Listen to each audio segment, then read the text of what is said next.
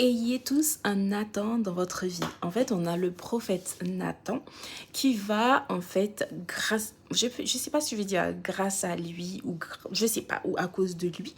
Mais en fait, en tout cas, grâce à lui, Salomon, enfin, en tout cas, Dieu avait déjà planifié tout ça. Mais si on dit vraiment grâce à lui, mais en fait, c'est grâce à Dieu, bien sûr. Mais je veux dire, il a été l'élément qui va permettre à Salomon que Salomon devienne roi. Parce qu'en fait, Adonijah, il était en train de faire un coup bas. Déjà, je vais faire une autre vidéo pour dire que parfois, en fait, l'ennemi est dans votre famille, en fait. Vous battez contre des personnes extérieures alors que, en fait, l'ennemi se trouve même dans votre famille. Enfin, bon, ça, ce sera une autre vidéo. Donc, du coup, Adonijah, lui, il est en train de faire tout derrière et tout. Donc, ça, c'est dans 1 roi 1.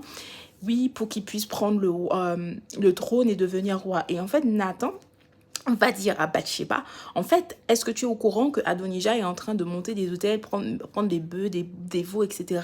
pour pouvoir devenir roi?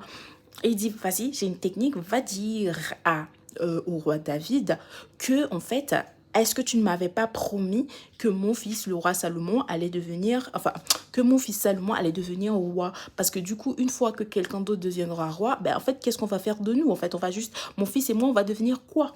Et en fait, ce qui m'a énervée, je me suis dit, mais à quel moment David lui a promis ça? Genre, je me suis vraiment énervée, je me suis dit, mais je ne vois pas à quel moment que David a promis ça.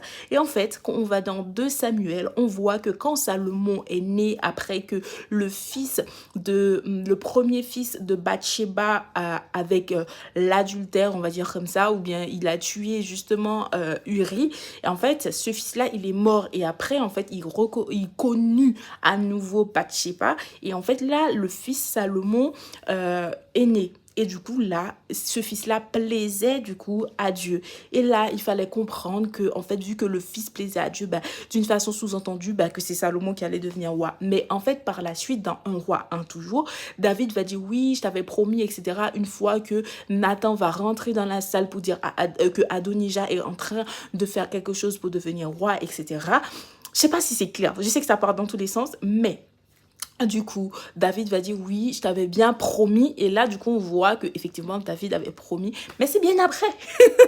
Du coup, il dit oui, je t'avais bien promis. Donc, Salomon va devenir roi. Et du coup, Salomon a été roi, a été couronné, etc. pour être roi. Donc, on va voir la suite de ce que le Seigneur avait promis à David, même si David, effectivement, avait péché, que le péché est rentré dans sa famille, parce qu'en fait, David a vraiment, en fait, le Seigneur a trouvé le cœur de David. Donc, tout ça pour dire, c'est finalement grâce à Nathan. J'ai envie de dire que les gens sont maquerelles à l'époque quand même. Mais bon, bref, sur ce, n'hésitez pas à vous abonner. Je vous envoie plein d'amour, plein d'argent et surtout, prenez soin de vous comme à la